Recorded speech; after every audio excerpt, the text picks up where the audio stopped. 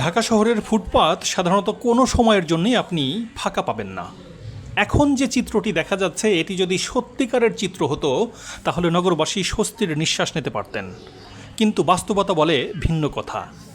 এই কাজ শেষ হবার সাথে সাথেই দেখা যাবে যে ফুটপাতে হকারদের দোকানের ভিড়ে তিল ধারণের কোনো ঠাঁই থাকবে না। ঘন্টার পর ঘন্টা ভোগান্তিকে সঙ্গী করেই গন্তব্যে যেতে হবে নগরবাসীকে।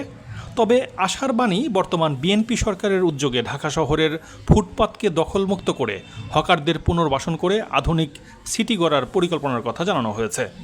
সেটি যদি বাস্তবায়িত হয় তবে ঢাকা শহরের নান্দনিকতা একদিকে যেমন বৃদ্ধি পাবে, ঠিক তেমনি এর পাশাপাশি জনদুর্ভোগও লাঘব হবে। বিগত সময়ের সাক্ষাৎকারের আলোকে বাংলাদেশ হকার্স ফেডারেশনের দাবি, ঢাকার ফুটপাতে হকারদের কাছ থেকে বছরে ৩,০০০ কোটি টাকার চাঁদা তোলা হয়, আর সেই হিসেবে প্রতিদিন ৮ কোটি টাকার বেশি চাঁদা আদায় হয়। ঢাকার ফুটপাত থেকে সংগ্রহ করা বিপুল পরিমাণ চাঁদা পুলিশ, স্থানীয় রাজনৈতিক নেতা ও লাইনম্যানরা নেয় বলে গণমাধ্যমকে জানিয়েছেন বাংলাদেশ হকার্স ফেডারেশনের তৎকালীন সভাপতি আবুল কাশেম। তবে পুলিশ ও সিটি কর্পোরেশনের এই অভিযোগ অস্বীকার করে তারা বলেছিল যে নির্দিষ্ট কারো বিরুদ্ধে অভিযোগের প্রমাণ পেলে তারা ব্যবস্থা নেবেন। অতীতের প্রতিবেদনের আলোকে দেখা গেছে হকার্স ফেডারেশনের হিসাবে ঢাকা দক্ষিণ সিটি কর্পোরেশনে হকারের সংখ্যা 2 লাখ আর ঢাকা উত্তর সিটি কর্পোরেশনে 70,000। দুই সিটিতে সব মিলিয়ে হকারের সংখ্যা 2,70,000।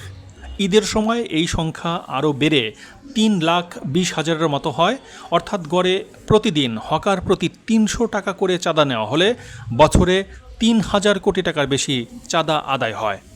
ঢাকার কয়েকজন হকারের সাথে কথা বলে জানা গেছে যে অনানুষ্ঠানিকভাবে ফুটপাত ইজারার ব্যবস্থা রয়েছে, আর সেটি দেওয়া হয় রাস্তা ধরে ফুট হিসাব করে। চৌকি, ভ্যান গাড়ি বা ভ্রাম্যমাণ হকারদের জন্যও আলাদা হিসাব রয়েছে। পুলিশ এবং স্থানীয় রাজনৈতিক নেতারা এর নিয়ন্ত্রণ করে বলে অভিযোগ হকারদের।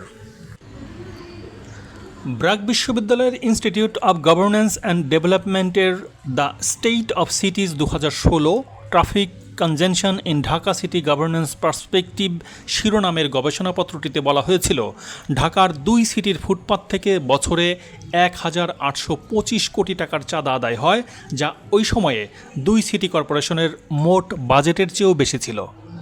আর এই গবেষক দলের প্রধান ছিলেন ডক্টর মোহাম্মদ শাহনেওয়াজ। তিনি বলেন, আমরা গবেষণার সময় যে পরিস্থিতি দেখেছি তা এখনও অব্যাহত আছে। হকার ও চাঁদার পরিমাণ আরও বেড়েছে। হকার্স ফেডারেশন এখন বছরে যে 3,000 কোটি টাকার চাঁদার কথা বলছে তা আমার কাছে বাস্তব ভিত্তিক মনে হয়েছে। গবেষণার তথ্য থেকে তিনি জানান, চাঁদার টাকা মোট 3টি ভাগে ভাগ হয়। এর মধ্যে পুলিশ নেয় 30%, আর যারা নিয়ন্ত্রণ করে এবং লাইনম্যানরা নেয় 40%, আর বাকি 30 ভাগ নেয় স্থানীয় রাজনৈতিক নেতারা।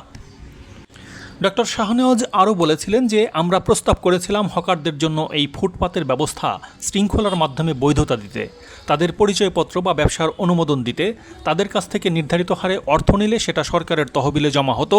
এতে সরকার একদিকে যেমন লাভবান হতো, ঠিক তেমনি অবৈধ ব্যবসাও বন্ধ হতো। কিন্তু সেটা হবে না, কারণ সরকার যাদের দিয়ে এটা করাবে তারাই এটা পরিচালনা করে বিপুল পরিমাণ অবৈধ অর্থ আয় করছে। তারাই এই ফুটপাতে চাঁদাবাজিকে টিকিয়ে রাখবে।